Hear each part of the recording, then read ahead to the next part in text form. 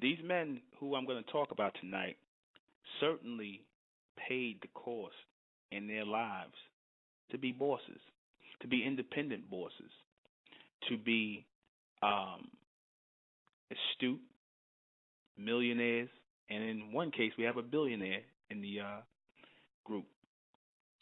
First black billionaire, Mr. Reginald Lewis. He passed away in the 90s. Um, we have quite a few business, independent businessmen, real CEOs of their own corporations. That title is thrown around a lot today. It's thrown around a lot in the hip hop world, you know, and this society where you got young black men who think it's a fad or something, to be, wear that title CEO, COO. I'm the CEO. CEO. You see, I hear him throwing around the CEO. Half of them don't even know what CEO stands for. Chief Executive Officers. But usually it's people who are calling themselves CEOs of record labels or imprints that are basically distributed by the real record companies. A real record company distributes its own music, owns its own contracts to the artist. There's no 50-50 split, right, with a parent company. Right?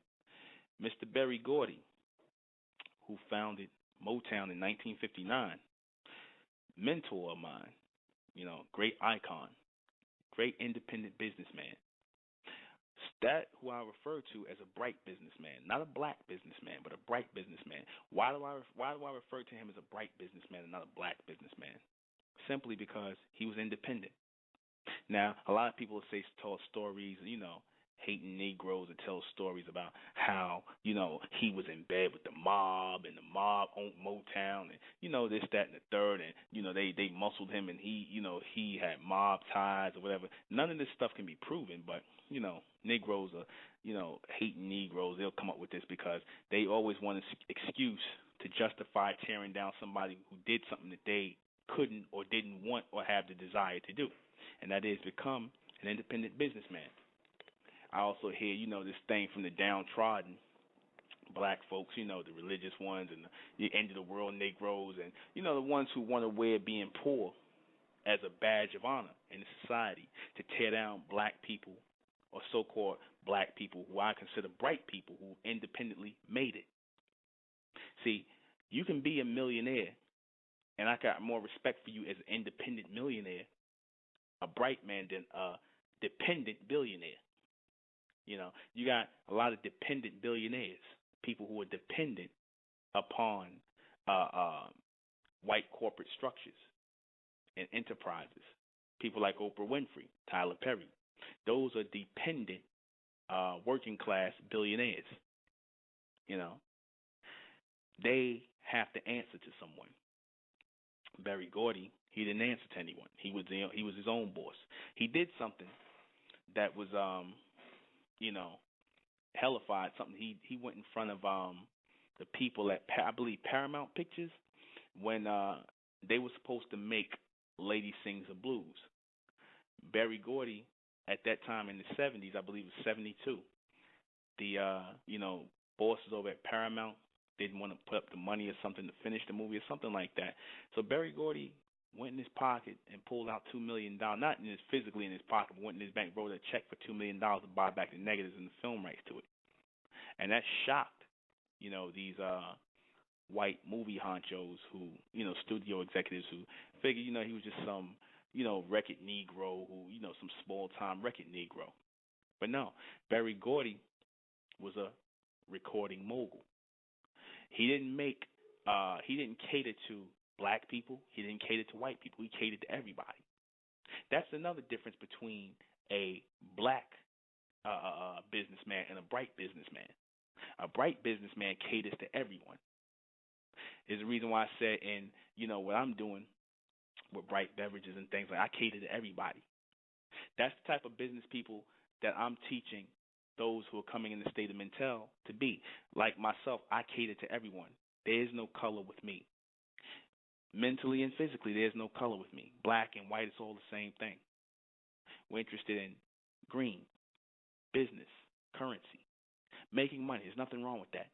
Just as much as you can pump your fist for being poor and downtrodden and blaming the white man for your condition in life, you can put that same energy into making yourself independently rich or independently wealthy. See, because wealth starts in the mind. Mr. Berry Gordy was wealthy mentally. He might have been broke physically, but he was never poor physically. He was wealthy mentally. Man wrote several songs, one of which I'll play in the next segment for other artists before starting Motown in 1959, with a loan of $800 from his family. Right? Family loaned him $800, and he purchased an old building and named it Hitsville, USA. He first started the Tamla label before Motown. Motown didn't come till after Tamla. The original name of the company was Tamla, Tamla, which he ended up naming one of his daughters. Right? He did something that was pioneering. This man, he produced and defined and helped define and make a venue for a sound that changed and was the soundtrack of America from the 60s all the way up into the 70s and even somewhat into the 80s. This man touched a lot of lives by creating that venue called Motown. Right? He touched a lot of people's lives. Like I said, it wasn't black music, it wasn't white music, it was people music. Everybody can identify with those old Motown songs. You understand? That was a man who had a head for hits.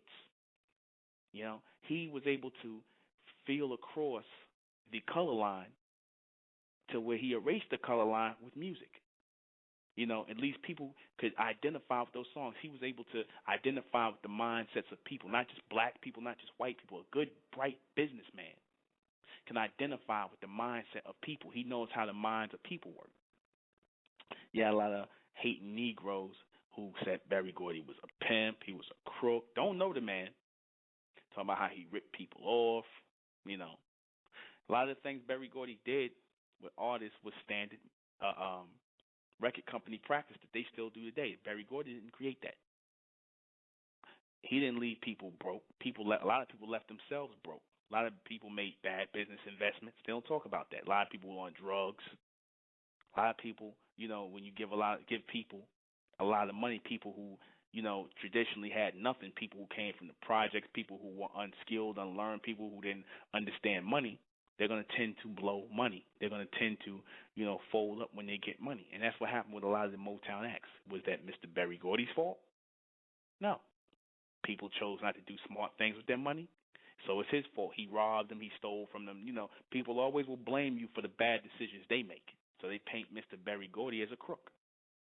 It's a thief, right? Right.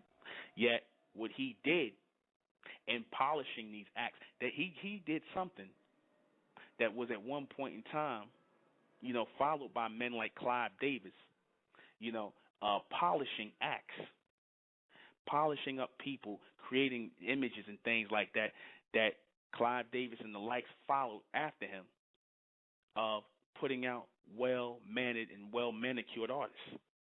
That took a business mindset, you know.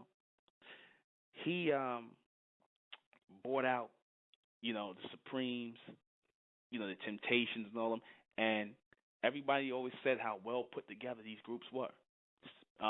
You had people say that the Temptations looked like they came out of Central Casting. Everybody was over 6 feet tall. All the men were lean, over 6 feet tall.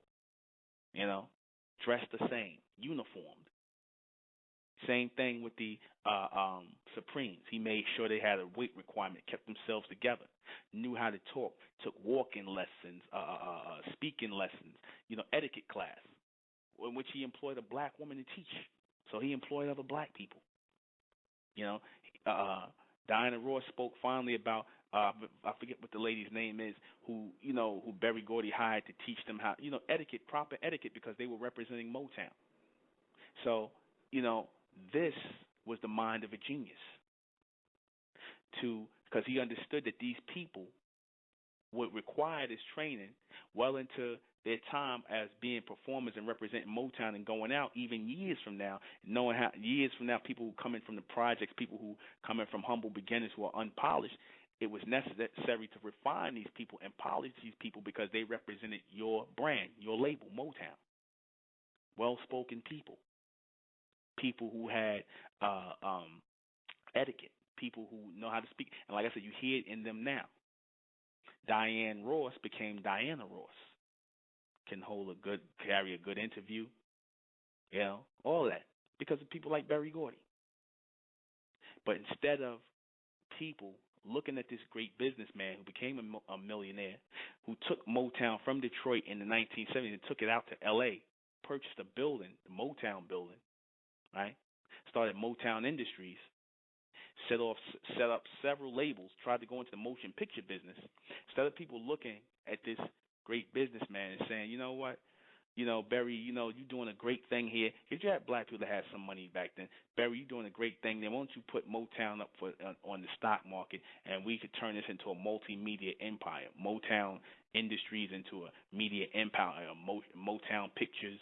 I'm pretty sure that's where he wanted to go with that, have a motion picture studio for Motown and things like that, which it should have been. But, black people never get behind anything, especially when a bright man, an intelligent man, who sees beyond the color line, who thinks independently, tries to push. Of course, black people don't get behind that, because they only think, black people have been trained to think small. That's why we don't think a man like this is a genius or that he's worthy of being honored. First thing we want to do is hate on him and call him a crook. Right? Black people, not me. I recognize greatness when I see it. You have white people, they celebrate their business greats all the time. They couldn't stop talking about what's this guy's, they don't stop talking about Bill Gates. They don't stop talking about what's the guy, Warren Buffett. They don't stop talking about Steve Jobs. They don't stop talking about these people. They don't talk about their shady business practices, which I'm sure they might have a questionable shady practices. What's the guy's name? Favorite of mine, John D. Rockefeller. A lot of people would consider their practices shady, underhanded, but they still uphold them as great businessmen. Depends on who's looking at the other end of the stick. Anybody that's doing great, we want to tear them down because we hate looking at other people, because we got this mindset, the black race has this mindset that we're supposed to be down in the gutter and under other people, but we're not supposed to try to rise beyond that. Like I said, they want to wear that poverty badge like a badge of honor, because you can be in a society and do bad. What's the sense in being in a society and doing bad because you sit up here and talk about the white man this and the white man that, and he got the money and this, that, and the third, and he the devil, whatever the nonsense you say, right? But then wouldn't it seem right if you want to talk about all the black power this and the black power that you would go and try to come together and form your own corporations and businesses so that you wouldn't have to be up under that? So that you wouldn't have to be up under the foot of these people, because at the end of the day, with all your black power talk, and at the end of the day, with all of your poverty, your poverty rhetoric, you still going to work for the white man. You could tell me how much you hate him all you want to, but somewhere along the line, you're still going to work for him. Wouldn't you want to distance yourself from that? Wouldn't you want to be independent? With your people working together? At least trying to bridge the gap somewhat. Working toward that, being productive, trying to produce for yourself instead of sitting around here blaming people. Berry Gordy represented that. That's why I refer to him as a mentor of mine. I looked at people like him. He did great things. My ex purchased his biography for me, and I'm not a reader. I'm not a reader at all. I read nothing. But I did find his biography interesting as hell. It was written by Mr. Gerald Posner. I think it was called Behind the Hits or Behind Motown, something like that. And talked about, it was a unauthorized biography. and they threw a little dirt on Berry Gordy, but people are people. They're gonna have things about them, that don't rub everybody wrong, right or wrong way. It's not about being nice. It's not about being good. It's not about being bad. It's about being smart. The man had business savvy. You understand? We can't deny that. But we, like I said, because instead of taking his example and taking an iconic label that this man built, because that Motown symbol, he had not only built a great enterprise, but that Motown symbol is right up there as the American imprint, known as recognized up there with things like Coca-Cola, what else? Playboy. These are American, imprints. You understand? These things are famous imprints, right? These American Express, certain things like that. You have certain companies that are recognized as American companies. Motown was one of the top labels up there, recognized as that. That's why, when he sold it in 1985, I believe, 84, 85, you had, I believe, MCA try to snap it up, right? I believe MCA or they still own it. Universal still the Universal company owns Motown now, the label, right? And they own the imprint because at the end of the time, he didn't have that many artists on the label. He sold it for, I believe, $61 million. He didn't have that many artists, but what was legendary was that the label itself, the imprint, the name, meant a lot. They were sure that they can draw artists, up and coming artists, to that label and that imprint, because Berry Gordy still, along with just selling the label and things like that, I think he still maintained a lot of his publishing rights, and he didn't just recently got rid of those not too long ago. So the label was powerful even without the publishing rights. Now I know people say, he had a distribution deal with MCA that came later. He had his own distribution at one time. But black people don't stick together to back black businesses, independent black businesses. Not at all. He tried to make his foray into the motion picture business, something that was done about 30, 40 years prior to by a black man by the name, a so-called black man, or I refer to as a bright man, a visionary by the name of Oscar Micheaux, who started the Lincoln Motion Picture Company. Oscar Micheaux produced about 40 films. If I'm not mistaken, he produced about 40 films under the Lincoln Film Company, and they called them race films. Now, here's a man who started his own motion picture company, and then I believe he started the Micheaux Picture Company, right? And he produced, directed, distributed his own motion pictures. This is the time of Warner Brothers, Paramount, and all these other picture companies.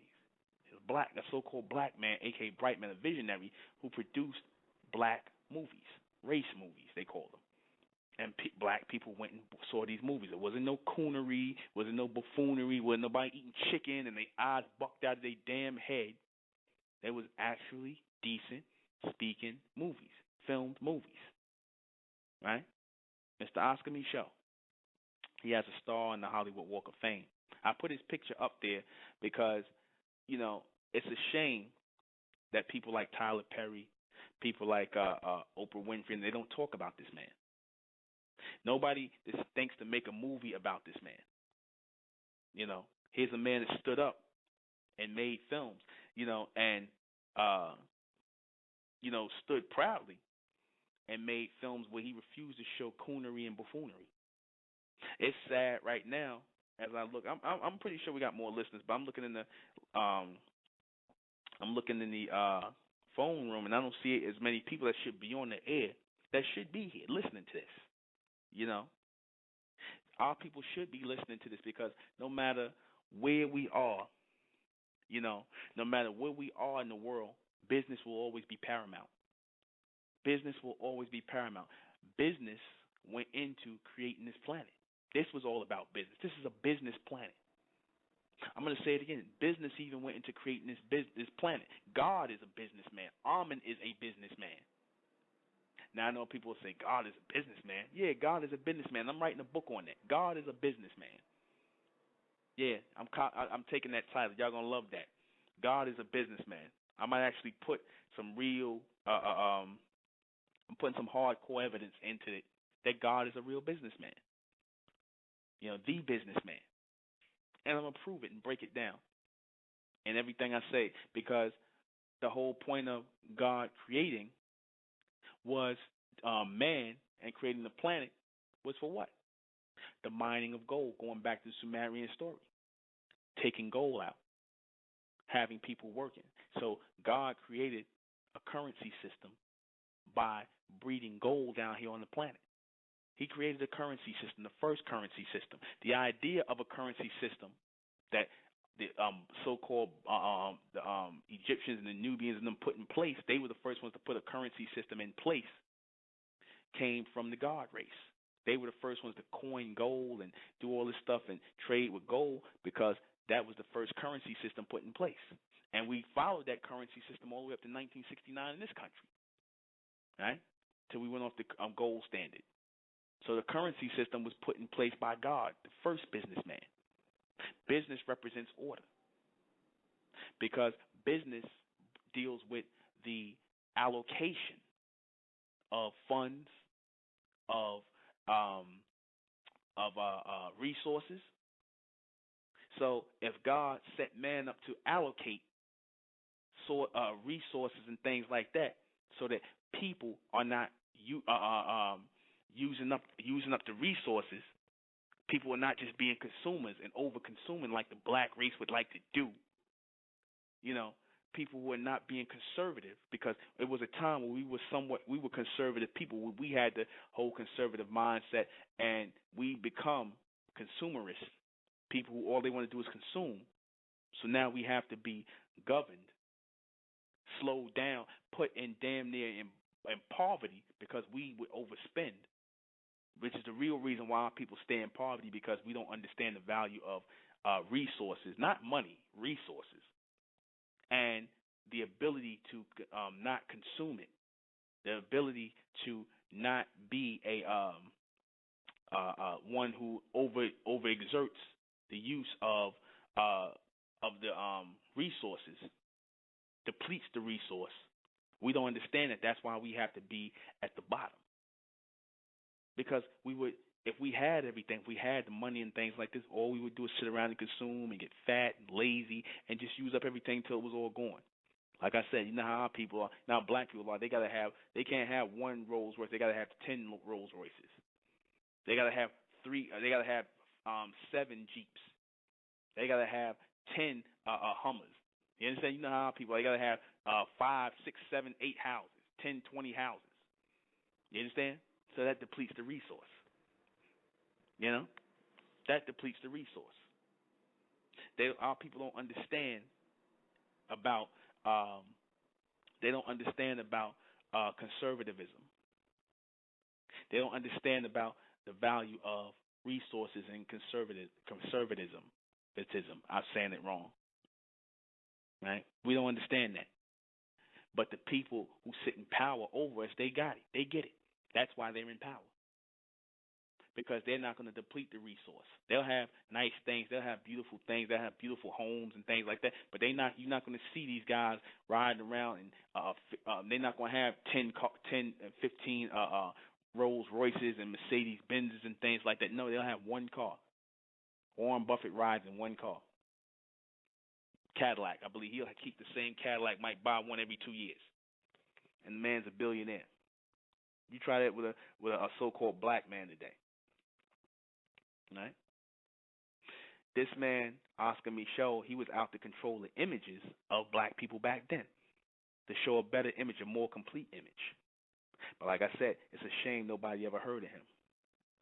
Of all the movies that people could make, Oprah Winfrey could put money behind some movie about some black women, and Tyler Perry could put money behind some bunch of hating black women that don't like black men, or some nonsense, colored for colored girls, some nonsense, you know, or some black man abusing some black woman, but you wouldn't put money behind a story about Oscar Micheaux.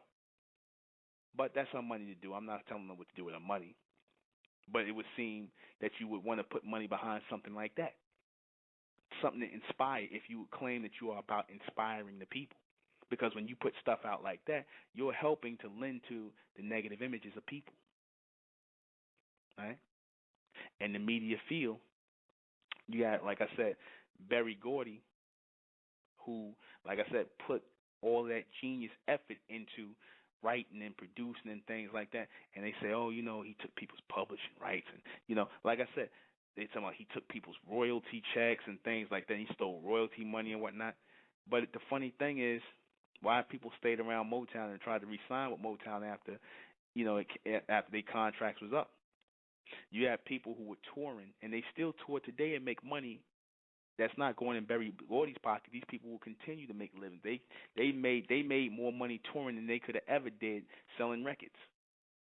He made that possible by giving them a venue to showcase their talent, by giving them names, by using that machine to put these people out there. But nobody sees it that way, right? I wish I would have put Don King up there too. See, because a lot of people, they hate on Don King too. They say, he's a great businessman. That so much so that HBO set up here and made a movie about his life. Right?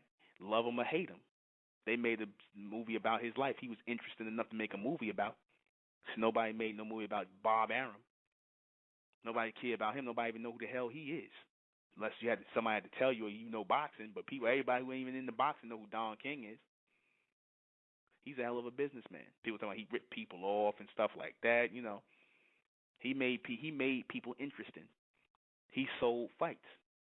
Man was a genius. Man still is a genius. Still with us. Can promote that.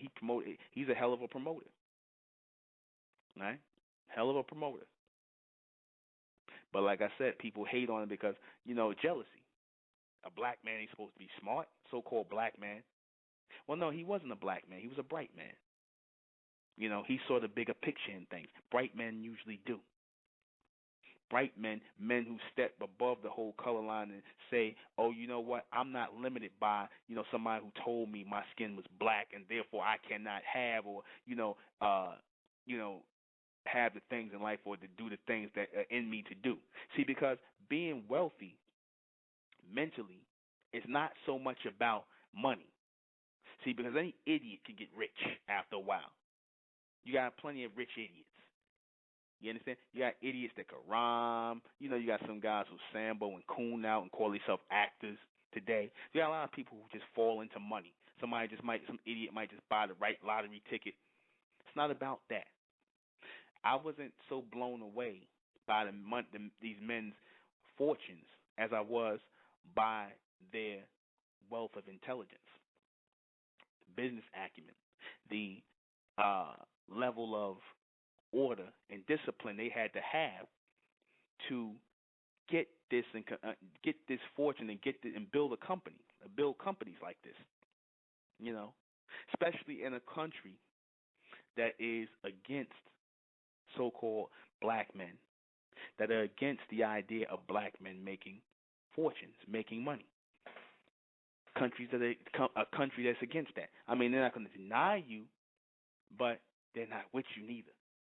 They're not going to deny you everything you do in this country to become a millionaire. You basically on your own.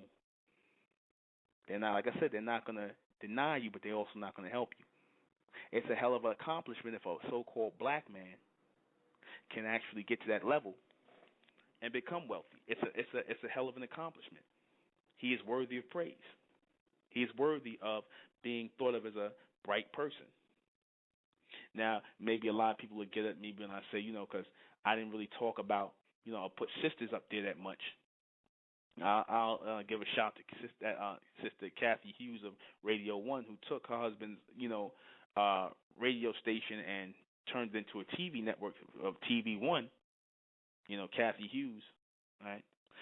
But I would have had to talk about her husband, who started everything out, but she snowballed it into something bigger with TV One, right? So I didn't forget Kathy Hughes. Now people could say, I didn't speak about Madam C.J. Walker, who became a millionaire for the hot comb.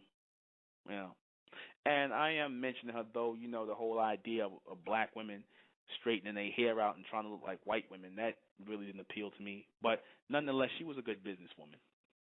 She looked and filled a need or a desire that women wanted at that time, and some still want. So just for that alone, she was a good businesswoman. You know, Mr. John H. Johnson, he was very pivotal in my evolution. Right, very pivotal. Excuse me, very pivotal in my want and desire to publish, to put out magazines. Right, very pivotal. I'm always messing that word up, pivotal. He started the Johnson Publishing Company, right? In 19, he actually started Ebony Magazine in 1945, and I believe he followed with Jet Magazine in 1950, 48 and 1950, right? This is after starting the Negro Digest and other smaller magazines, because at that time he was a visionary. He saw that there were no magazines that showed black life. And that's exactly what he wanted to do. He wanted to produce a magazine that was like Life magazine, because that was the premier magazine at the time, where all you saw in that magazine were white faces, white lifestyle. That's all you saw. And John H. Johnson, Mr. John H. Johnson, he wanted to produce something like that. He was insurance. He worked for a Supreme Life Insurance Company. He had a few small jobs, with insurance companies and things like that. And he decided to go into the publishing business. Him and his wife, Miss Eunice Johnson, and he was successful with the Negro Digest for a while, but he wanted to do something on a grander scale. The Negro Digest made money. I had his autobiography as well. Like I said, I'm not a reader. So if the life story of these men can hold my interest, you got to be good. Mr. John H. Johnson formed the Johnson Publishing Company, and he published Ebony Magazine, because he realized that black people wanted to see themselves. There was a desire and a want to see themselves, read stories about themselves, read about what's going on in, different parts of the world with black people in Hollywood and entertainment, everything. So he tried to cover the gamut, in that field. And he created a market that was there already, or he cornered the market on something that wasn't being exploited. He exploited that market. Bright man. He borrowed from his mother a loan of about, I want to say, $500 or $600. She sold her furniture. That's how much she believed in. You notice the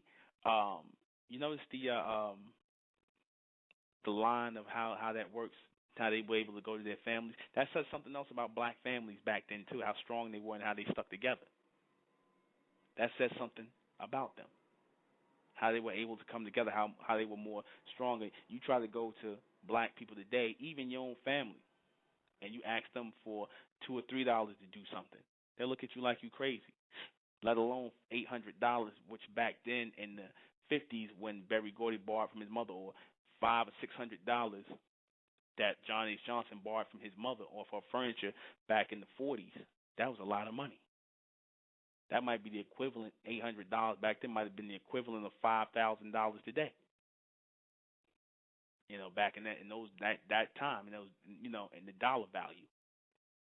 But that shows you a lot about how people stuck together. People believed in each other. I know I'm leaving out a lot of businessmen. I'll give them shout outs throughout the show and whatnot. The ones who I've known about, definitely Mr. Earl G. Graves, who started Black Enterprise Magazine, who covers a lot of black business vanguards, him being one of them. Like I said, he was another one. The brothers who started Essence magazine. Um, these guys, they sold it to Time Warner. Um, I forget what these guys' name are. I didn't look them up because you guys sold out. No offense, but you guys sold out. Should have held on to Essence because it's not what it used to be anymore. A lot of black women are discontent with it. They speaking up. They're not happy and they're not satisfied with it under the current leadership and of Time Warner. But I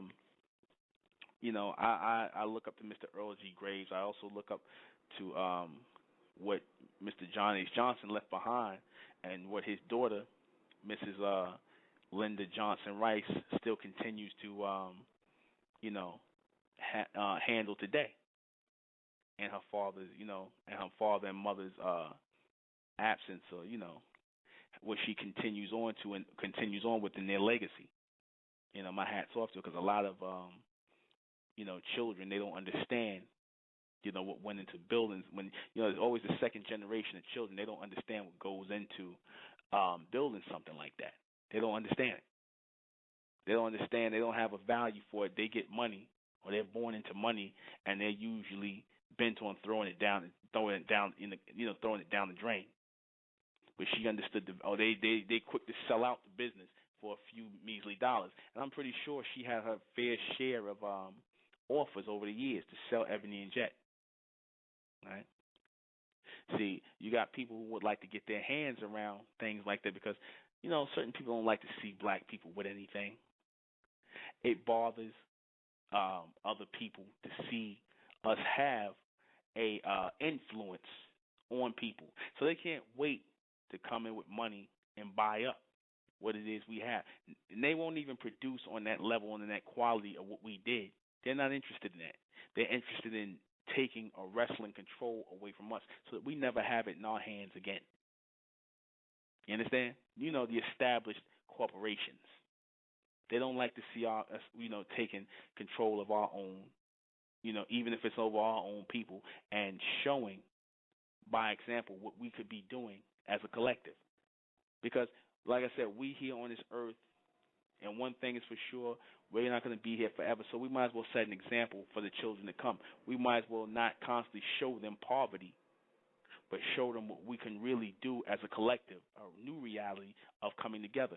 When I said in March, I said we're going to do in the state of Mintel, we're going to do the Bright Industrial Evolution classes. The Bright Industrial Evolution for people who are coming into the state of Mintel, because I don't want to produce a bunch of poor righteous teachers. I want to produce a bunch of wealthy righteous teachers in the state of Mintel, people where money is not a thing to them. They're not motivated by money. So the best way to produce people who are not motivated by money is by showing them or working collectively to make money. Wealthy people, people who are wealthy mentally, so that we don't have to. So wealth and money to us is like what poverty once was to us. You understand? We think poverty is normal to us and natural to us when it's not supposed to be. Wealth, influence, wealth and riches and things like that, and having is supposed to be natural to us. It's not supposed to be anything for us to drop $5,000 on something or $10,000 on something. It's not supposed to be a thing for us. It's supposed to be like us spending $2 or $3. That's how we're supposed to be to step us up in this new millennium as a bright race of people. Forget about the black race. I'm talking about the bright race of people. That 10,000, 20, 30,000 dropping something on it, that's not supposed to be nothing for us. That's supposed to be the goal for us. I'm not saying we live in to spend money or be, to chase money, but what I'm saying is that just like we are walking and talking and breathing and doing what we're doing in the world, we should be able to make money in the world with no problem. Same way we feel like it's natural for us to consume and buy up everything and give our money away, we should be becoming natural businessmen and businesswomen, professional people. You understand? Doctors, lawyers, business people, whatever we're gonna be, we should be chasing that as a reality in the bright race. I'm not talking about I'm talking about the people who are evolving out of the black race and out of that black sad song mentality of, we at the bottom and we're gonna stay at the bottom and the white man is this and because we at the bottom, we ain't singing that song in the damn bright race. We ain't gonna never have nothing. No, we not singing that song no more in the bright race. Y'all keep singing that sad black song. You understand? This is why we have to break away and become a bright people more and more. Because you have a lot of people out here, who have great ideas, who are rich, who are wealthy mentally, but because you always got some black person who wants to come and tell you that you can't have because you're black, you always going to have somebody that's going to come and tell you, or, because you've been around niggas who going to tell you you can't have. And I said it, you can't have because of the color of your skin, because it's been put into their head that black is poverty, white is wealth. Black is poverty, white is wealth. Black is poverty, white is wealth. Well, we leaving the black race behind. We leaving the whole black-white dynamic behind because it's way too long. It's like a damn volcano waiting to erupt, where you got people who are talented, you got people who are skilled, you got people who have business mindsets, and they don't feel comfortable operating in that vacuum or in that little box of black companies and black this and a black company and a black. No, we just want to be companies. We might want to just be corporations and companies. We don't want to be black companies. We don't want to just service black people. We want to service everybody. Just like you don't say Time Warner's a white company, you say it's a company because they service everybody. We want to be bright companies that service everybody. You understand that? We want to be bright companies. We want to be bright people. We want to service everybody. We don't want conscious money. We don't want just the conscious money. We don't want the thug money. We don't want the black money. We don't want the white money. We want everybody's money. As true business people, that's the way you have to think. That's the way these men thought. I am so in tune with these men. I'm so far into the show, I didn't even, for those of you who are listening, and I didn't even open the show up or introduce myself. I am the intellectual Nuben Mental Rays, and this is State of Mental Radio. And tonight, we are talking about those real bright men, the true bright businessmen. We're talking about real independent, successful, bright businessmen, not black businessmen, bright businessmen. People who saw beyond the color line. People who had bigger vision. You had people who sat up here and said, Berry Gordy, he was a sellout and he had this crossover sound where white people could listen to it and he lost his soul and this, that, and the third and blah, blah, blah. You always got these Negroes, again, from your black race who feel like Berry Gordy should only sell music to black people, right? This is what they felt. Well, last time I checked, all that stuff that Berry Gordy had his producers Holland Dozier and Holland Wright, Smokey Robinson wrote, and people like that. That music appealed to everybody. Those songs you could play right now, and you'll still have people in my age. In my time frame, 42 years old, and I wasn't even born yet. Will still dance to that stuff and like that stuff. So it caught everybody's eye. It was, like I said, the sound of young America. He didn't say it was the sound of, and I love that slogan every time he said the sound of young America. He didn't say young black America. He didn't say young white America. He wanted to appeal to everybody, and that is possible. And the music still sounded soulful. When he put Diana Ross in front of the Supremes instead of Florence Ballard, that was a stroke of genius because Diana Ross is personality out the door. She's all personality. Big pretty eyes, she all personality out the damn door. She had a monotone voice. She had a voice for pop hits. She didn't have no heavy soul voice like Florence Ballard, but that's not what he was after. He wanted a moderate sound that could appeal to everybody, and it did. It worked. That music, you can't say the 60s without Motown. Hell, you can't say most of the 70s without Motown. And a piece of the 80s. You understand? Over 25 years. You understand? You can't say any of that without saying Motown. So something he did worked. The formula worked. He touched a lot of people with that music. But for people, like I said, who got a black mindset or white mindset, if you have white people on the other side saying, oh, that's that black music. But you had the intelligent white people who said that's good music. That's not black music. That's not white music. That's good music. You know, he had enough sense to sign Tina Marie, who was singing soul music. He didn't say she's a white girl. He didn't care about that. She could sing. Don't care about that.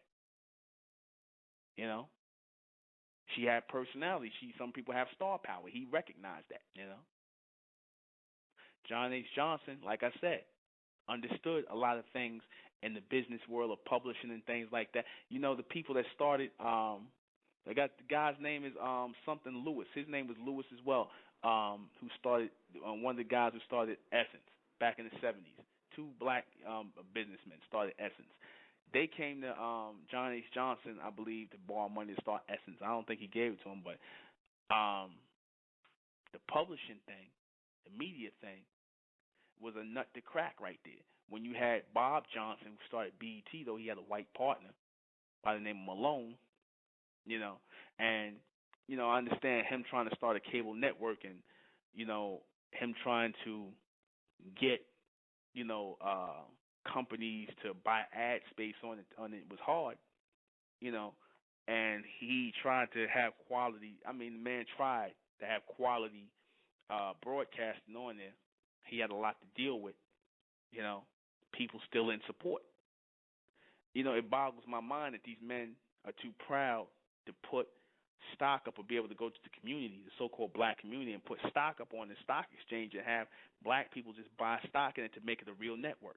There's no reason why BET shouldn't have been as big as ABC or CBS or NBC. It should have been able to be a major network if you put stock up on the market. If you got black people working together saying, look, we're not going to buy your products if you're not putting any time and space on BET because you expect us to buy your products. So we want to see it advertised on BET. But see, black people don't get together and do stuff like that. But then they want to complain. No, I don't know if Bob Johnson had the vision to do that, to say, you know what, I'm going to put this up on there and, you know, make an appeal to my people to buy stock so that we can actually have our own network. They don't think like that. I used to get on, like I said, Spike Lee and Tyler Perry and all these other people. They don't get up here and say, oh, you know, what we're going to do is we're going to start our own motion picture company. We're going to pull an Oscar me show and we're going to start our own motion picture company and produce our own films, even if we got to start, you know, make small films and build our way up. We don't do that. Black people always want to sit around and cry about the white man because, like I said, the white man is the perfect scapegoat. He's the perfect excuse for you to do nothing. I don't want to hear about your black power. You guys ain't producing nothing with your black rhetoric.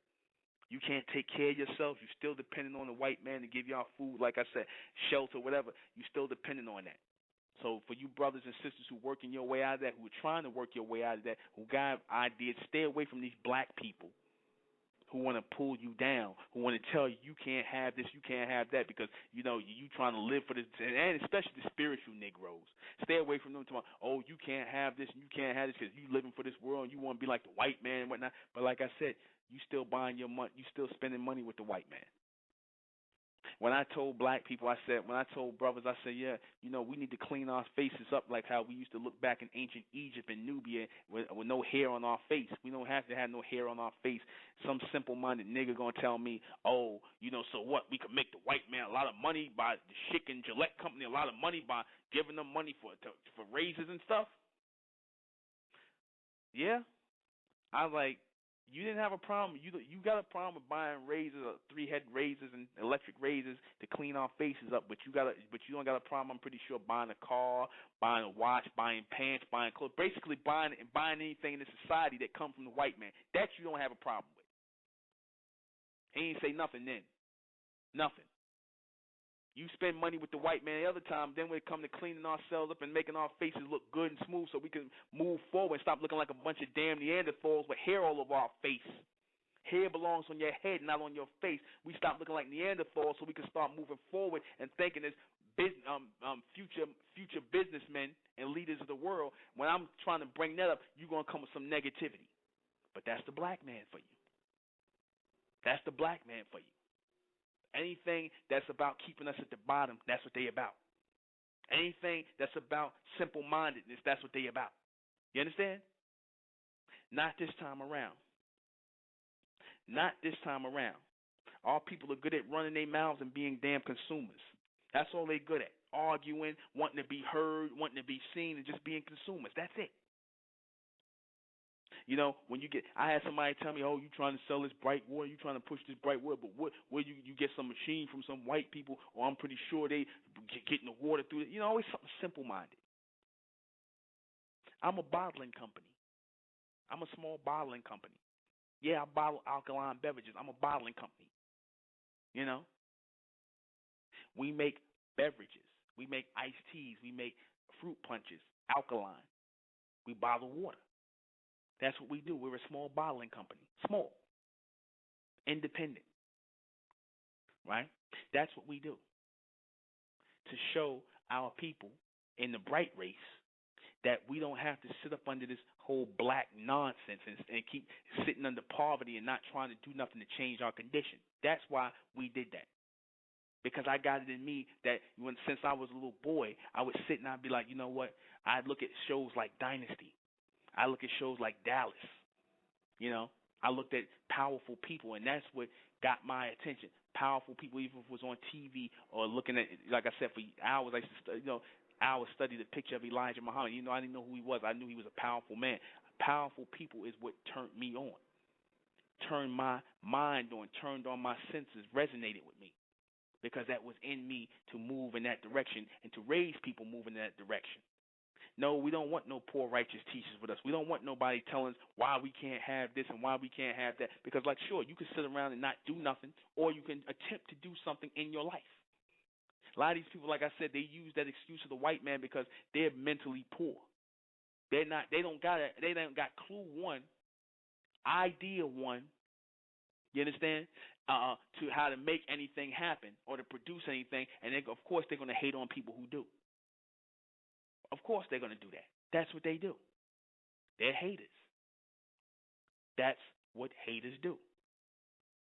They don't want to see people who are mentally wealthy, right? They don't want to see people who have business smarts, people who don't want to sit around and be poor the rest of their life or working for somebody or sitting around here crying about the white man this and the white man that. They don't want to sit around doing that. You understand? They're going to try to come up with something because that's in them to do. But if you got people who are poor mentally, who are always going to be poor no matter what you give them, because you got black people, you got people, you can give them money, millions of dollars, and then you don't seen it. And, within a year's time to 2 years, they broke.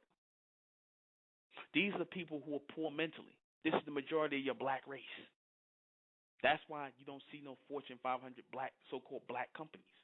Because you don't produce, they've allowed themselves to be produced into a small-minded, petty people. And they want to keep on sitting around here blaming Willie Lynch and everything else. But I'm like, if you're smart enough to diagnose the problem as Willie Lynch, then why don't you stop acting like that? Why don't you stop doing that? Because you don't want to.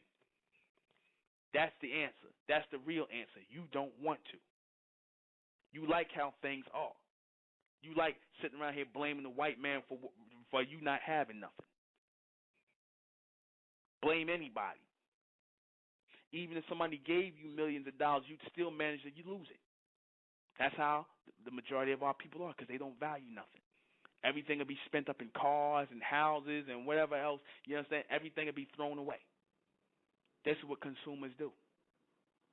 These are what people who are slow mentally do, who have been made to slow themselves down, who allowed themselves to be slowed down. Well, I say this to the bright ones of our people: step out from amongst the black race.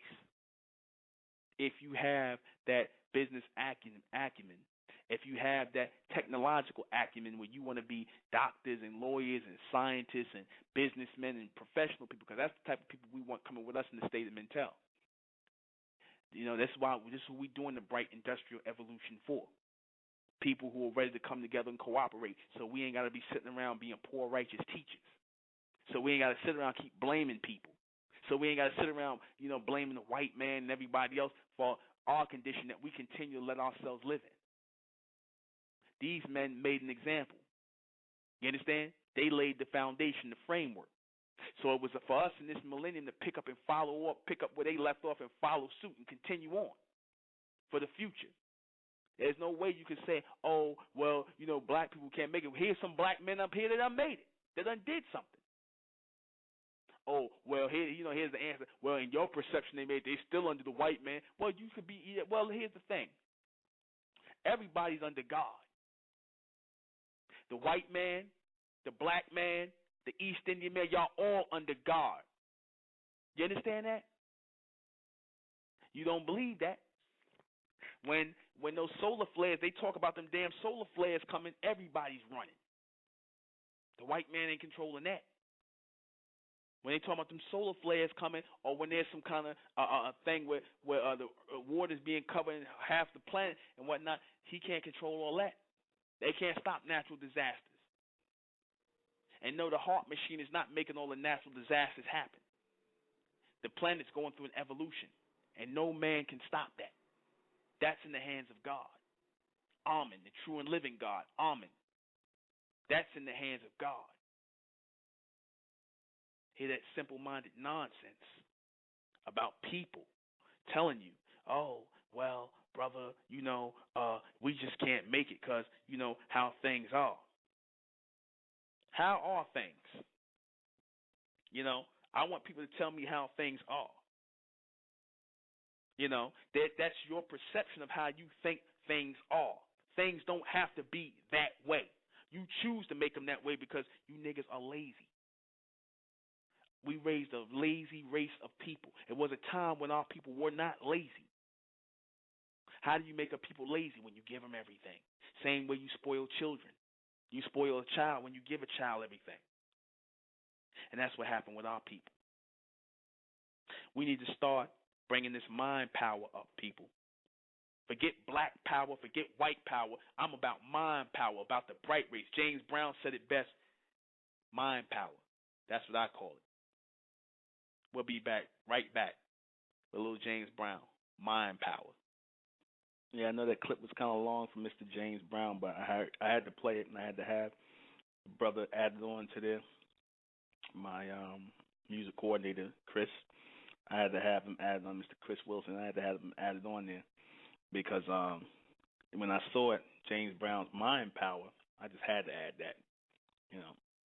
It took mind power, for a man to become the first black billionaire. They talk about Oprah Winfrey as first black billionaire. I had the nerve, the audacity to say that, and they don't talk much about Mr. Reginald Lewis, right? He wrote a book, which I'm going to add to my library because I said I'm not a reader, but I will read a good biography on a powerful, bright businessman. That will catch my interest. Books on philosophy, metaphysics, all that other stuff doesn't really catch my interest because I receive intelligence based on something higher beyond that, which is mentellect, which deals with or beyond those things. So I like a good biography on bright businessmen. Hell, I even throw bright and just white businessmen as well, real white businessmen and bright businessmen. Because your white businessmen, like your John D. Rockefeller and Andrew Carnegie and Mellon and those guys, they were pioneers. Same way, Mr. Reginald Lewis, born 1942, he made a big, oh man, this guy, I read his story, he's something else. He was a lawyer. He worked in corporate law, and he went over into the other side of the business and started his own TLC group. Right? I think he worked in corporate law, got his law degree, very accomplished man. He ended up setting up the Lewis Company Group, TLC Group, and he had acquired sewing machine company. It wasn't Singer, but I forget what. I got to look it up again. I got to go through my notes. I had the sewing company that he acquired first, and he flipped the stock on the home sewing machines first. This is before he had acquired the Beatrice Company, which was the largest, one of the largest, if not the largest, food and snack company producer in America, the Beatrice Company. He took it over and renamed it the TLC Beatrice Group. which was one of the largest acquisitions, especially for a black man at that time.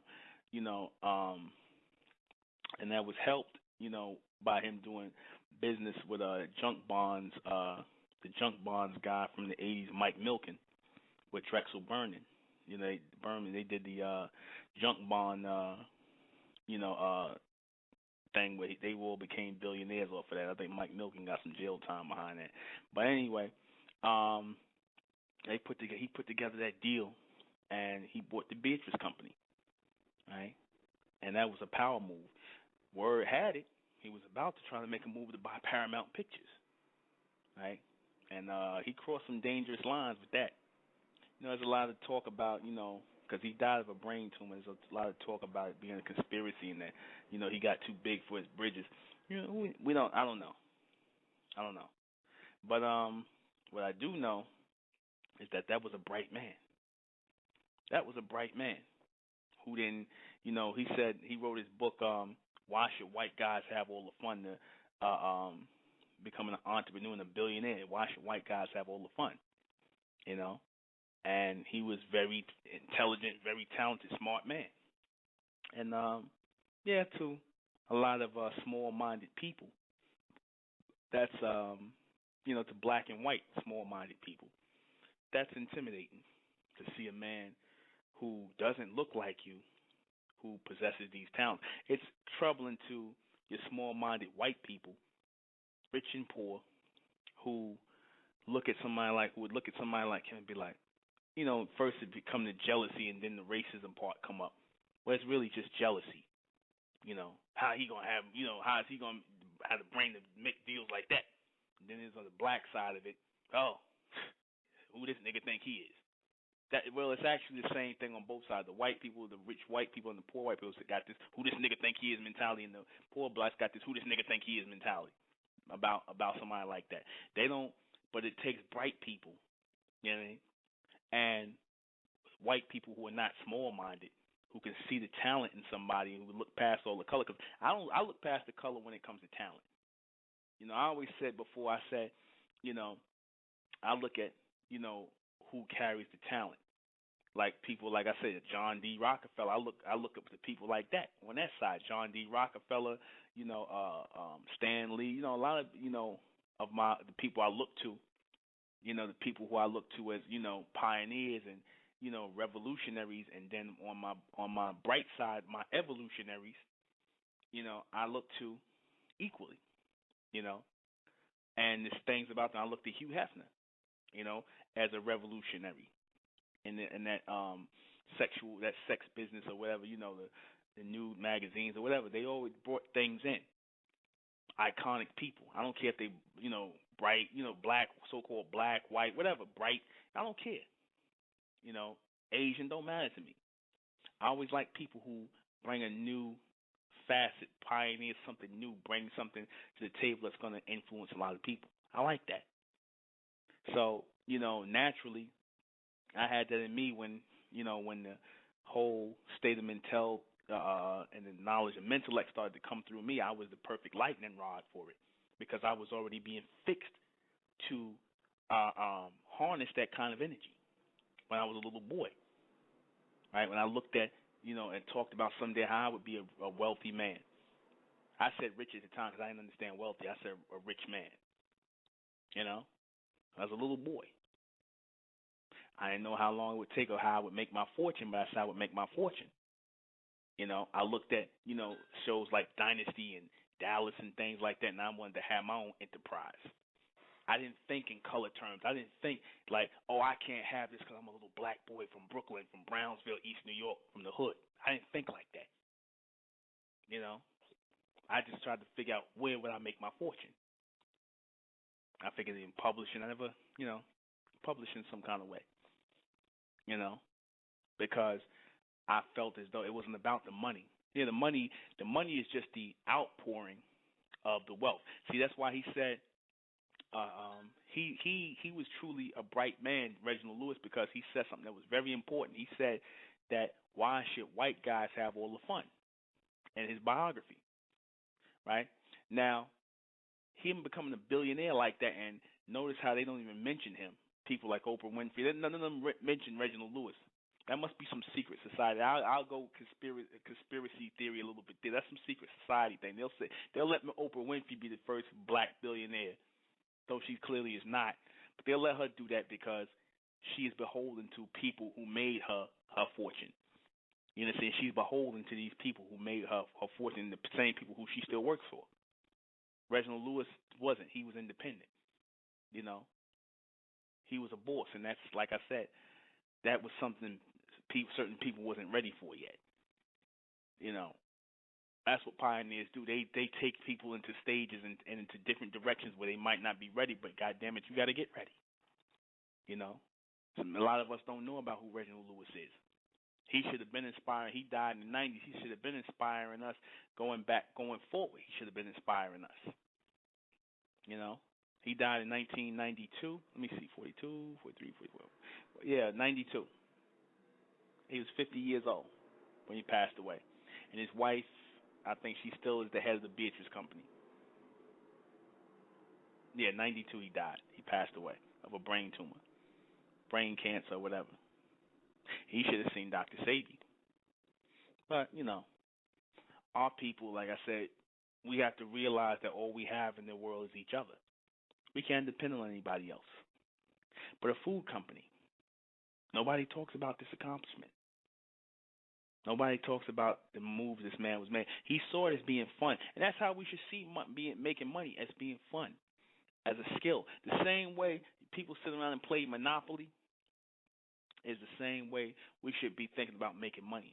What can we come up with? What can our minds think up? That's how wealthy people think.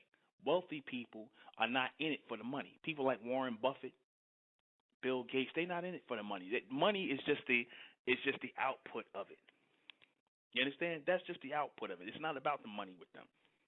That's why I said rich people can never understand wealthy people. Warren Buffett he gave away he's worth I want to say $40 billion or something like that. I forget how much, $40 billion, something like that. He gave away about $38 billion to Bill Gates Foundation. All right? He gave away about $38 billion. So you figure leaves him $2 billion left, his personal wealth. You're like, damn, how can he give away? I could never do that. Like, he got more money than anybody could see in a lifetime.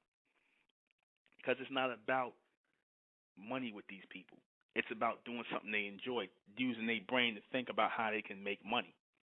The money is just like I said, doing well for their family. That's just the fringe benefits of it.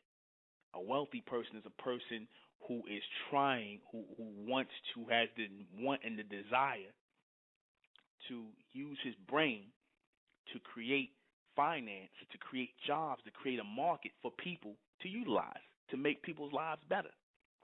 You understand? To make a difference in the lives of people. I say John D. Rockefeller all the time. He made a difference in the lives of people. You know, Reginald Lewis, he definitely made a difference in the lives of people. He definitely influenced me, and a lot of people who, don't know about him. Pick up his biography. You understand? Pick up his biography. It's not about money, with the people who are building. Another person who built an independent enterprise, who they don't really give credit for this. People don't really give credit to this man, the Honorable Elijah Muhammad. All the businesses that the Nation of Islam had. You understand? Catered to everybody. You had white people eating in their restaurants. You had everybody eating there. Those who were bold enough to come in. And he told everybody to be polite to everybody. Be polite to everybody. Not a hate group. We just want to be a supreme people, a true businessman, a true wealthy man, a man who's about business. He's not about racism. He's not about he's not about superior and inferior. He's about making himself supreme, using his intelligence to become supreme. That's what I'm trying to advocate in the Bright Race.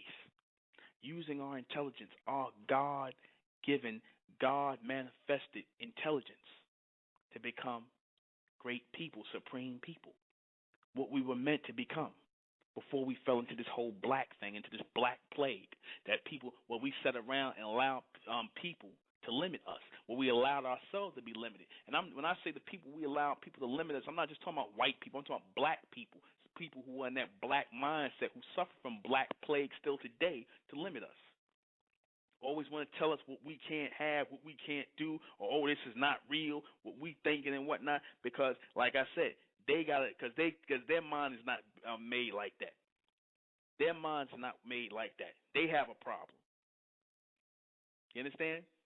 They have a childlike mentality. They can't think on a higher level, so of course they're gonna hate on those who do think on a higher level. They're gonna hate. The Honorable Elijah Muhammad, he faced it. He was a hell of a businessman. You have to be a hell of a businessman to run an enterprise like that, of all those, at least like 15 to 20 different businesses. And was estimated at that time in the 70s to be worth $75 million, which, don't seem like a lot in this time, but think back in the 70s how much that was worth. $75 million. But all you could do is have simple-minded Negroes who criticize Elijah Muhammad, talking, they should have had way more than that over the years because, Elijah was spending money on his family and he was doing this and that and the third. Well, that's what CEOs do. CEOs, leaders, they live lavishly. Their followers want them to live lavishly. You got somebody who's the CEO, the head of your corporation, your business. You want him looking bad? You want him not looking good? He's supposed to be representing you. He's supposed to wear fine suits. He's supposed to look nice. You understand? He's supposed to, as he representing you, he's supposed to wear fine suits and look good and be have a nice haircut, smelling good. Of course, that's what you want representing you because it helps you raise the bar. I said I'm gonna always present myself whenever I come out in front of a State of Mental meeting. I'm always in a suit now. I'm gonna be in a crew neck, if not in a suit and a crew neck, always in a suit and a three-piece suit. Because I'm gonna have all the brothers. That's gonna be mandatory in the State of Mental for the brothers at least once a month when we come together, or every other month, to have, if not everybody always wearing suits and crew necks, but we're gonna have three-piece suits on with ties and everything, like businessmen, clean shaven. That's what the mentalist look is. That's what the mentalist men look like. That's what the bright men look like businessmen. Not, and I don't really care who got a problem with that. One say, that's European, that's the white man, whatever. You say that with your Yankee baseball cap on. You talk to me with your Yankee baseball cap on. You talk to me with your Nike sneakers on. You talk to me with your Levi jeans on. You tell me what's European and the white man and you not walking around in dashiki that's still made by white people. So don't give me this bull crap about you want to look like a European and you want to look like a white man. Get out of here with that. You understand? I don't hear no nonsense you Negroes talking about. I said the Honorable Elijah Muhammad inspired more black people, so-called black people, in a suit and a bow tie and a clean face than all you Negroes with your damn fur faces and your dashikis and your Pan-African talk, and no businesses to show for it. So don't give me that bull crap. You understand that? No, we're going in another direction. We're business people. We're not militants. We're not black supremacists. We are bright supremacists, people who are upholding and uplifting the light, the solar intelligence, the true race of people, the bronze people. This is the Bronze Age again, people. This is the Bronze Age. You understand? It's all about the industrial evolution of a new bright people that are coming out of the black race. We shedding this black plague that's been on us, that told us that we got to be bottom feeders and downtrodden. I invite all my people to come up out of that black plague. Drop your red, black, and green flags. Drop your black power talk because it amounted to nothing. It amounted to nothing. If you ain't got enough money to educate your children, put together schools for your children, or do anything for your people, then I don't want to hear your black power mess. The real black power was what the Nation of Islam was doing. That was black power. The old Nation of Islam. That was bright power. The hell with black power. That was bright power. Star and the crescent. That's why I say bright power. Because what does the star and the crescent represent? Light. Light. That was the first surge of bright power, run by a bright man, the most honorable Elijah Muhammad. How the brother say, talk to me. We 30 minutes into the hour, the last hour of this broadcast. Those of you who have questions, call in. Give me a call. Let me know what you think. Weigh in. Call in. Right now while I'm in the 30 minutes because I'm about to play another song. All right? And if you got a call after I play this song, this is dedicated to Mr. Berry Gordy, who I started speaking about in the opening of the show. This was a song that he actually wrote, right? Mr. Berry Gordy by Barrett Strong. Money, that's what I want. We'll be right back. You got people who, when you got a lot of these, I didn't forget. Yeah, also in this Nation of Islam flag was the sun, moon, and star, all representing light or brightness. Right? That's no coincidence. All representing light. People who are seeing in the darkness, beyond the blackness. Right? Representing light, brightness. Same thing we represent when you see the lightning on our flag. Notice the word lightning. Lightening. It all represents something. Pay attention. I always tell my people, pay attention. Now, you had the Honorable Elijah Muhammad. He set up all these different businesses. He had meat packing plants. The nation had meat packing plants, newspapers, newspaper trucks and whatnot. I think they even started printing their own paper after a while. They stopped dealing with other companies, outside companies printing their paper. There was a lot of business moves being made. I love the the whole idea that the nation was actually a business. It wasn't so much of a religious organization; it was a business organization. It was a business movement. A lot of people didn't see that. It was a business movement. That's what we saying. We are an intelligence and a business movement. The State of Mentel is an intelligence and business movement. Look on the SOM.info. We refer to this as the firm, the future, a future intellectual resurrection movement. A future intellectual resurrection movement, or firm. We advocate business. We advocate doing for ourselves collectively. Those of our people who are not lazy. Those of our people who are intelligent. Those of our people who are of the bright race. So you have to draw a line down the middle, a real line, so that people like this can be appreciated. I was thinking about making a box series or a documentary series on these great men, and that might just come in the State of Mentel. We'll produce a box set or documentary because this is what children need to be watching, all the time. This should be required watching in so-called black studies groups. This should be required watching. You sit around here and you talk about what the Egyptians accomplished and people who are no longer here. We should be sitting up here listening to what so-called black men in the last millennium, at least close up, accomplished and built. You understand? Under these odds and the things that they faced. No, a black businessman doesn't. A black businessman always going to have to depend on a white businessman.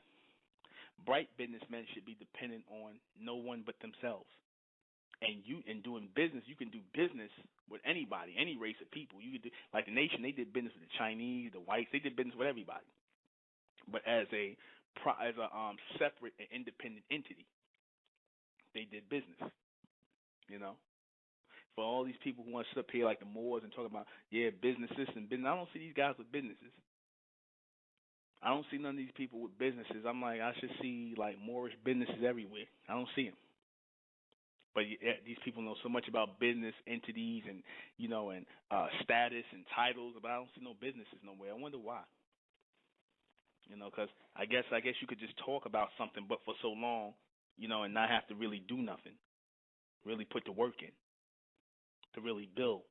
You can run your mouth. Everything sound good when you run in your mouth, but when you actually have to get out there and do stuff, like, I do stuff. I got to go out here and deliver water. I have to go out here and meet clientele and do stuff like that. When you really build a business, and I love every minute of it, because that's one step that gets me one step away from being, having to work for anybody. Because I don't want to work for nobody, black or white. I don't want to work for nobody. I want to be in charge of my own destiny.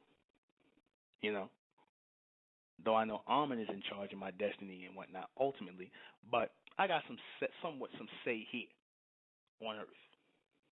You understand? Where I can be making a difference in the lives of my people, showing by example. Because I can't say and advocate the things I'm advocating and then talk about raising poor righteous teachers. I'm not raising poor righteous teachers. You know.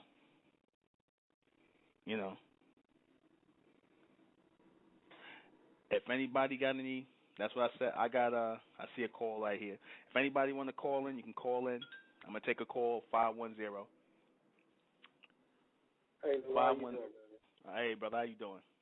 I'm doing great. Mm-hmm. Yeah, just chiming in, let you know I'm here. You know what I'm saying? Okay. I've just been chilling. Pretty much in silence, just doing a lot of thinking. Mhm. I work a lot of hours, man.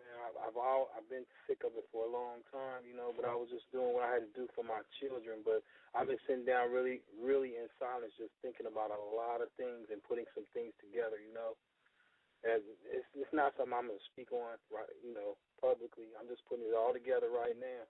But, man, it's an excellent show, man. And,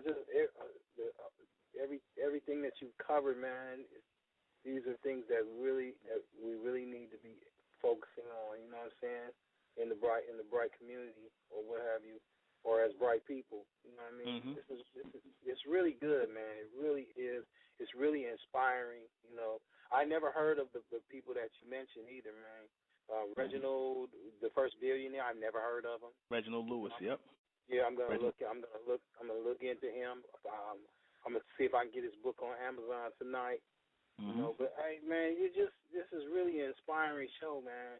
It made me really think about a lot of things, and it put me in the mode of action. Not mm-hmm. to just think about it, talk about it, just be quiet and do something about it. You know what I mean?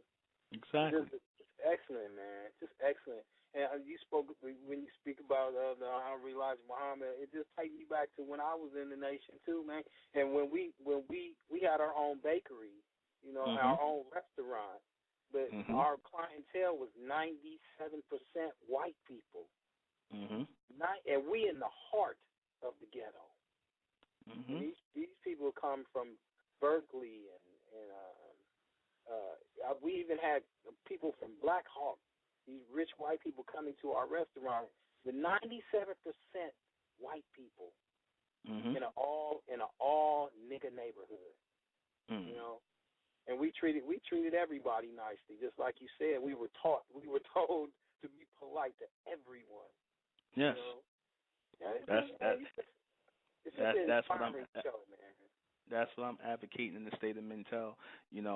I'm the same model of the Nation of Islam, the old Nation of Islam, and that is in the state of Mintel, the mentalists, we polite to everybody.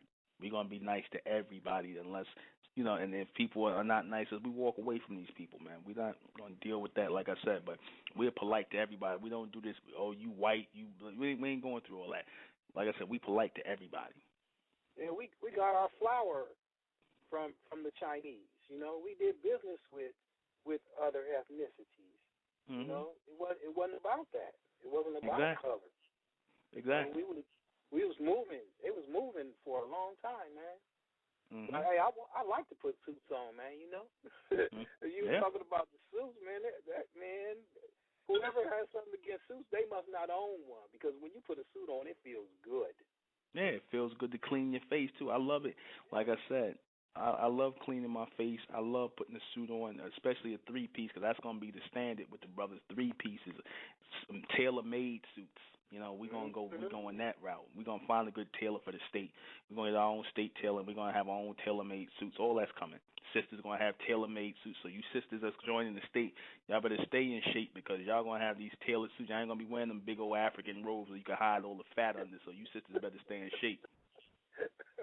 You know, gotta keep y'all representing the state of mentality, which means you representing me, representing the almond race. So our people have to stay in shape. Yeah, I've been running too. I've been running. I never been the type to run. I started running too, man. Yeah, running is good. Like I said, you see these white people out here running and stuff like that. They trying to stay in shape. Black folks want to break down, eat all kind of bad foods and whatnot, and you know, and then wonder why they sick, crying about being sick and whatnot. But they want to stuff everything in their face. Yeah. You know. So. Yeah, I can't wait to come down, man. I'm just, you know. Nah, we waiting on you. Oh yeah, for sure, man. I love it when it happens naturally. You know what I mean? All right. Yeah. All right. Hey, great show, Nuben. Just know, even though I might not chime in, but I'm on the line every time, man. Every time. I see you. Oh, okay. You can see me. That's good. No, I see you. I always see you in the chat. I see you on the call line. I see you. Okay. Okay, All right. Nuben, you have a great evening, man. It's a great show, man. Thank you for the inspiration, brother. Thank you for sharing, all right? You're welcome, Reginald. Have a good night, brother. Okay. All right, peace. Have a peace. Next call up, 269. 269, you on the air? Yeah, peace, brother. Just checking you out a little bit, calling from Michigan. Okay. I just want to, kind of congratulate you. You sound a little young, but it's really good to hear brothers hone in on the economic side, a breath of fresh air from the philosophy and the and the things of that nature. We got a long way to come back from what has been destroyed with with black entrepreneurship. So we got a long road to go, but it is good to hear you focusing, on economics, and I'll keep checking you out. Hopefully, you get into more detail as it relates to how do we move together economically from here, and so that's what's up, man. I'm an entrepreneur myself, so. Well, the thing is, I thank you, brother, for listening in, and I thank you for the praise. I'm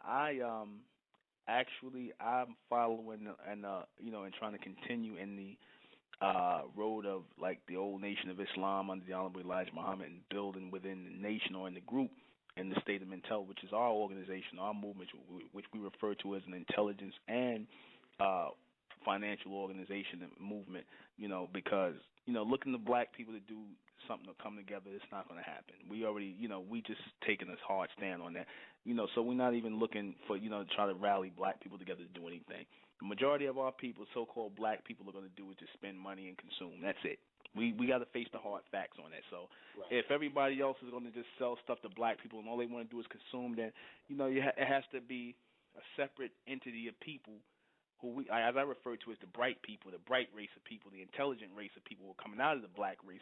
We're going to have to come together collectively and build a new society, new movement, new organization, and, sell to everybody, including the black race as well. We got to separate ourselves. The same way the Jews separated themselves from the white race, and they sell to everybody, they come in as a minority and they dictate and control everything because they work together collectively. That's going to have to happen with a group outside of the black race who are business-minded, who are no longer under that mentality or under that title of the black race, because that's not even real. What that does is it just marries a bunch of people to a bottom feeder mentality, and we're not doing that in this next phase. Yeah, and that's good, brother. I think you're being very precise. I would say that, might take a little issue with this, but I think underneath all of that, so far, society has has continued to be race specific. So I think I would not recommend putting on blinders. I understand exactly what you're saying. You're absolutely right about the black community and stuff. That's done. Yeah. So the we're in the autopsy phase of that. Yeah. So well, I don't look at things with blinders on. But my thing is, people are going to be who they are, whether we got money or whether we don't got money. So we might as well just go ahead and get money and, just move on. People want to do what they're going to do, say what they're going to say. And like I said, I don't care about how people feel about it, white or black, because it's the same thing to me all over. Because you got just as much you got small-minded white people who don't want to see you with nothing. You got small-minded black people who are the same way. So, that's like I said, I don't really care. Like I said, I'd rather have people not like me or hate on me or whatever with money in my pocket, rather than have people with me sitting around here with no money in my pocket, because it's still gonna be the same hate at the end of the day. So let me just sort of I'm clear then. So you're advocating? You said this bright group, right? You're advocating this bright group that is non-racial. And it's just the bright group of anybody. No, it is. No, it is actually, when I say the bright race, I'm talking about people who are amongst the black race who are evolving out of the black race. Because, like I said, truth be told, nobody's black. None of us are black. We got dark brown skin, so it's just an evolution. We're not even taking everybody in the so-called black race, because a lot of them still in that old mentality. Okay, bro. I'm with you. All right. All right, brother. Taking my call. All right. Peace. One more call coming in, 757. 757, you're on the air. Yeah, I'm going to be quick with it, bro. My two comments here is I came in late, but I did hear you building on working out and exercising. And I just wanted your feedback on calisthenics, because I know in this current day and age, this is something that really has exploded. As far as working out, not only running, but a lot of brothers is now into calisthenics, which is something that really wasn't out when we were a little younger, Pilates and so forth. And second comment, then then I can go ahead and back out. My second comment is, when you're building on business, we never have any conversations on brothers or sisters being developers. And me, when I'm analyzing, and I'm out here and I'm analyzing what's going on, it's not just that we're consumers. It's the fact that we don't have any brothers or sisters that when they do get a little chunk of money, they're not building the little shopping centers, the little plexes that what they're doing right now is they're group contracting with companies like Subway, Office Max, or whatever. They go to them and they group contract. So then they build this little division. They get this little plot of land, then they put the structure up. But we don't do this. You know what I'm saying? I have yet to hear anybody say, well, yeah, I'm going to school to be a developer. Don't nobody even know how to develop or even contract or even get bids or things on we're talking about a big picture, man. We ain't just talking about getting money. We're talking about developing where they putting up the rec centers and the parks and the consumer centers. We're not even in that lane. We don't even know how to bid yet. You know what I'm saying? So I just wanted to throw that in, and if you can add in on that, I appreciate it. I'm gonna back out. Appreciate you. All right. Thank you, brother. No doubt. All right. Well, one of the reasons why people don't think that way, it might be for you to do, brother. You might have to go to school for developing and, turn other brothers and sisters on to that and, be the lightning rod for that. The things where our people see there's problems that we might have to be the ones to step up and, fill that void. You might have to be the brother who's talking about developing and going to school and planning and stuff like that, and you be the lightning rod for that. Come amongst people who are thinking this way in the state of mental. You understand? Because, when you feel more strong doing business with people you have a strong mental connection with or collective mindset with. See, the reason why you're not going to see black people doing that is because, like I said, black people got a consumer mentality. They got, we just trying to fill up, because black people have been deprived for so long without things.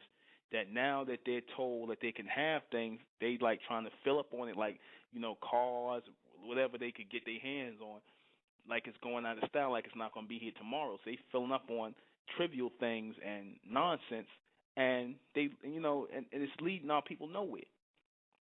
So that's what could produce that consumer mentality in our people, and not a conservative one where we don't understand resources and finance and money. We're not thinking on that level.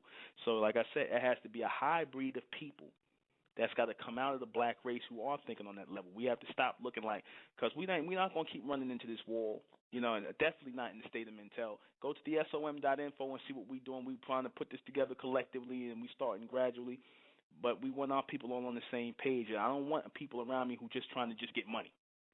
You understand? I don't want just that. That's the black mentality. Let's just get money.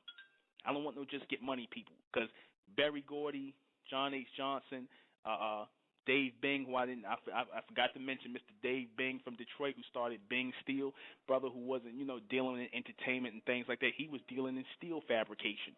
He used to play, he was an NBA basketball player, Mr. Dave Bing, who became the mayor of Detroit at one time before Kwame Kilpatrick. He became the mayor of Detroit. Well, I don't think he was before Kwame Kilpatrick.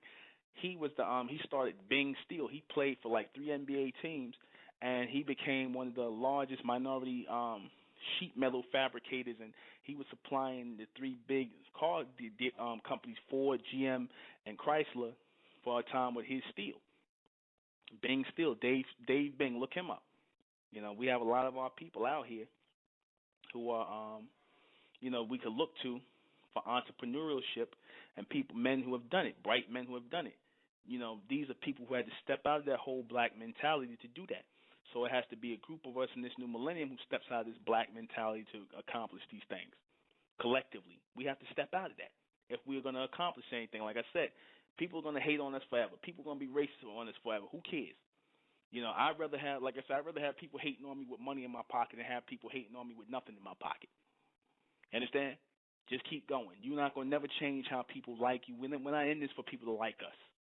We're not in this for people to be okay with us, achieving and doing things. There's always going to be people with problems. So we're not interested. Let me try to knock out these questions because, damn, I'm low on time. Wow. Do this quick. Let me see. Okay. We're down to the last 6 minutes. We're down to the last 6 minutes.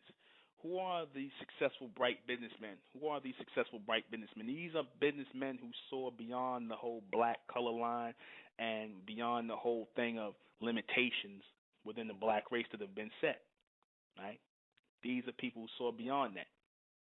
That's why I put these men up there. What differentiated them from black businessmen? They didn't think in color lines. They thought as for everybody, and they tried to formulate businesses that catered to everybody. This is what made them bright businessmen, men who saw the bigger picture beyond the racial line. Black men who are black businessmen end up being dependent on white business people. Like your black business people would be like your Oprah Winfrey's and your Bob Johnsons, who only catered to black people and ended up depending on white people to carry their businesses. Black people start record labels and look for white companies to carry them and produce them and, end up having a part of their company. Those are not real businesses. These are black businesses, Like straw bosses back in the slave days. They're not the real bosses. Why are there only a few of these type of men in society today? Because, like I said, that black plague has infected the minds of our people. We think we have to be under white people because a lot of black people are so afraid of making independent moves on their own and offending white people that they rather hanker down and stay in a place or in their imaginary place rather than to move beyond that and think beyond that. Right? Let me see. What does it take to be a bright businessman? Think outside the box. You understand? Think outside the box. Think beyond just being black, white. Think beyond race and think just business. Solid business. Think about green and being wealthy mentally and producing ideas, not just riches, but wealth. Think on wealth. Wealth of ideas that you can accumulate.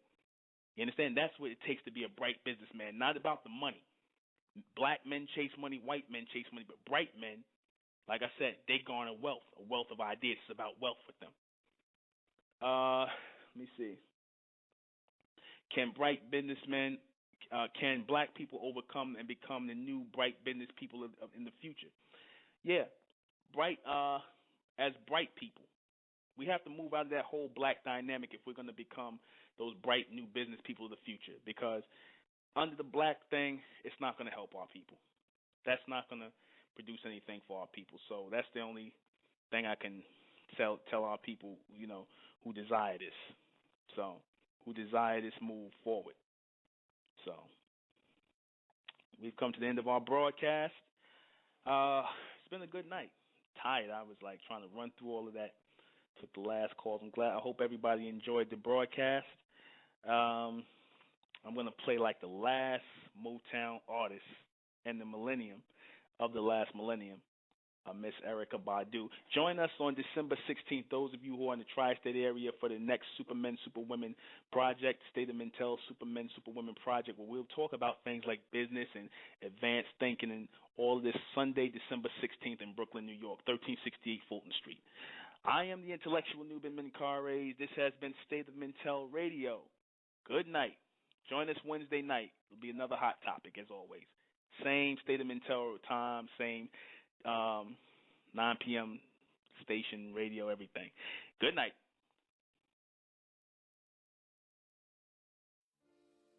It's the Republic of Mentellect, rising out the black race to the white race, out the black race to the white race. It's the Republic of Mentellect, black race to the white race. If it's hell, and then it's hell us. They tried everything just to spell us. Fed us religion, gave us fake gods. Through all of that, we beat the odds. Now we coming together under one flag. Colors red, gold, and blue. Superman, Superwoman, that's me and you. The infinite capabilities that we can